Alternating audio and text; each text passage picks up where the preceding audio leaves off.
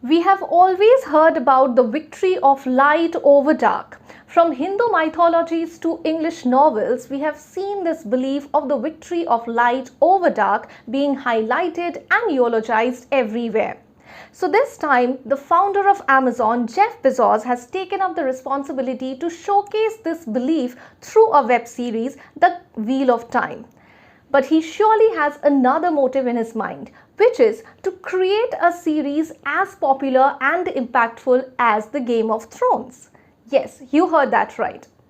So right from the release of its trailer, people have started comparing the Wheel of Time with the popular TV series The Game of Thrones. So is this series going to be as popular and impactful as GOT? What is this fictional series all about? And should you watch it or not?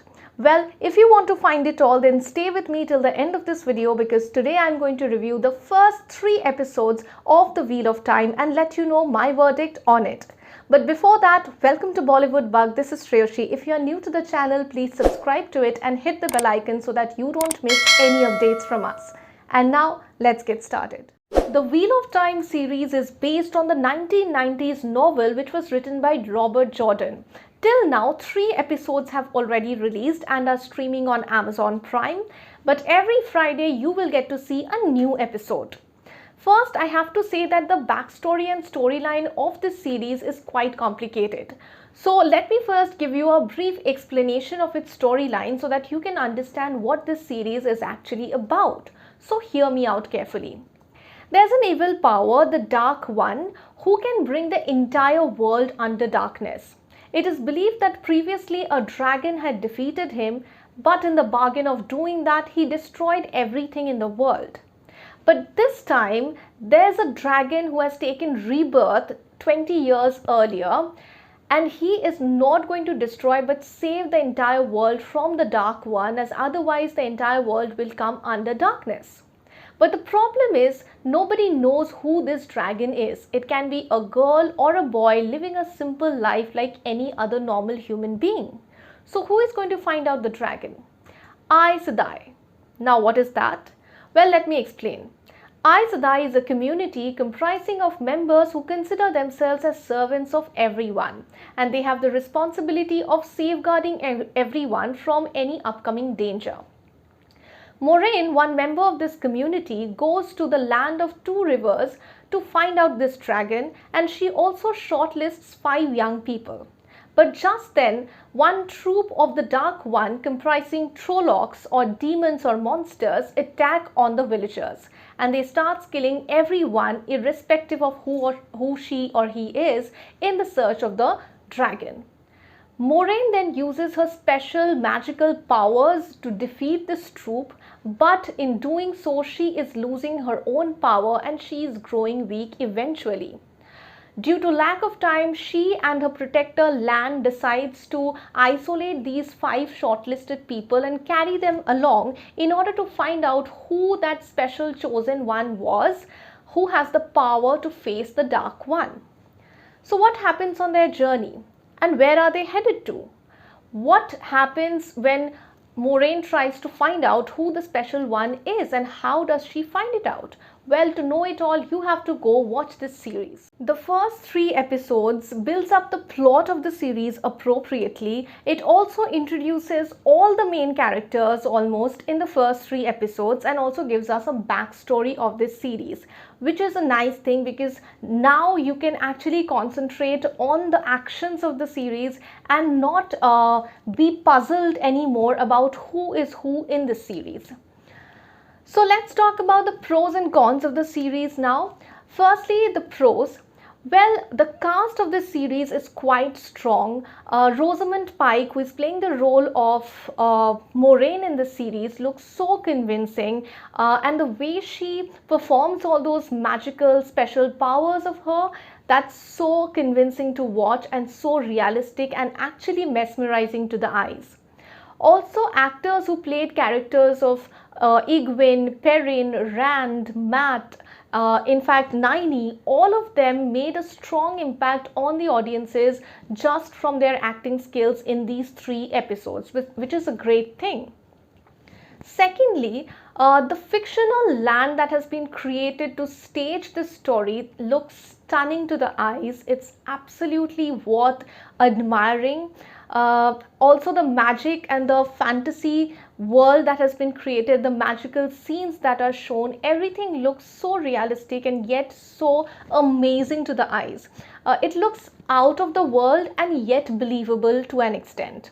Also, the monsters, the Trollocs and the Fade, who has been showcased in the 3 episodes, they look so realistic and quite frightening. There are quite a few jump scare scenes which will give you goosebumps and make you feel like, okay, what just happened, like that. There are also quite some bloody, gory scenes which might make you feel like a little, I won't say disgusted, but definitely, thrilled.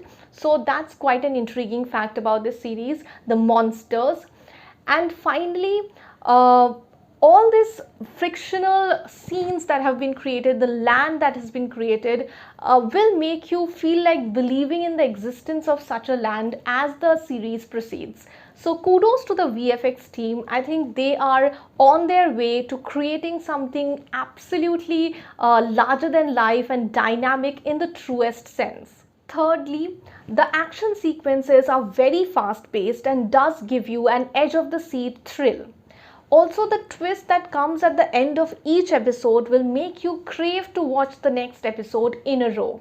So once the action begins, you just can't skip any scene, because if you do that, you might miss something really important.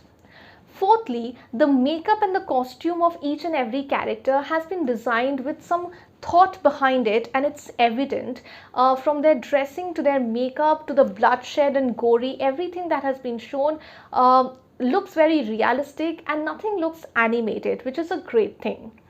And last but not the least, the final twist that is shown at the end of the 3rd episode will definitely make you long for the release of the next episode, not just because the story becomes all the more interesting from here on, but also because we are introduced to one of the most popular men in the world of web series right now, Alvaro Morte, who you know as the professor from the web series Money Heist.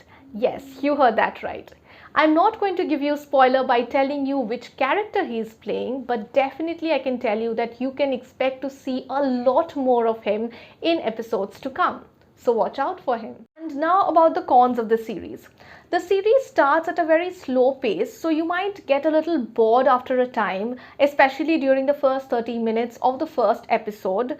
You might feel like questioning, why am I here and why am I watching this series?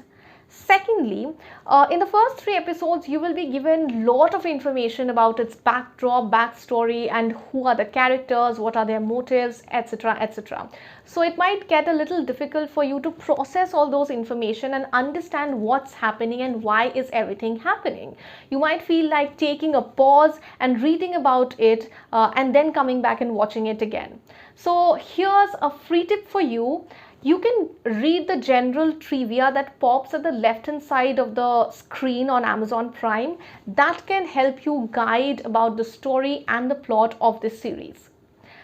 Thirdly, the conversations among the characters and the interpersonal relationships of the characters fail to engage us, and we hardly could relate to their emotions of happiness or sadness or romanticism.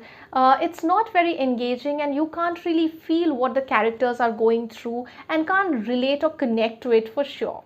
I would also like to mention that there are a lot of questions left unanswered yet, but I won't say it's a drawback because the series has just begun, and as the series unfolds, we will get answers to those questions hopefully.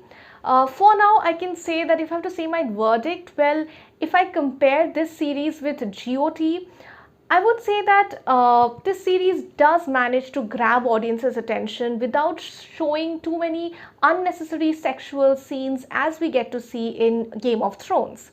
But having said that, guys, I would like to say that it's too early to judge and come to a conclusion about which series is better, and comparing it with a masterpiece like Game of Thrones is going to be unfair for now. So let's wait for the story to unfold, and maybe later on we can draw a comparison between the Wheel of Time and the Game of Thrones and come to a conclusion about it. For now, I can say that if you don't compare this series with the novel it is based on, or with other fictional series like Game of Thrones or so, and watch it as a standalone series, then you will definitely find it interesting. But you have to be patient while watching it, because at first it might be you might find it too overwhelming by the flood of information or the very slow build up of the series, but if you watch it eventually as the story unfolds, you will definitely find it interesting and intriguing to watch. So guys, I would suggest that you give the series a try and go watch it. There's great acting, amazing VFX and background setup, also some really cool magical stuffs, and you will also get to see the professor in a very different role. I'm really excited for the next episodes to release, and I'm eagerly waiting to watch Money Heist's professor steal the show yet again. This is all I had to say about the first 3 episodes of the series The Wheel of Time. I will give you a review and analysis of the next episodes as they release. For now, if you like this video, please give us a big thumbs up and let me know in the comments if you agree with my review and if you want a detailed explanation of the backstory of this web series. If you want to check out more such reviews, you can definitely check out our videos here. I will see you in the next review video. Till then, it's me, Shreyoshi, signing off.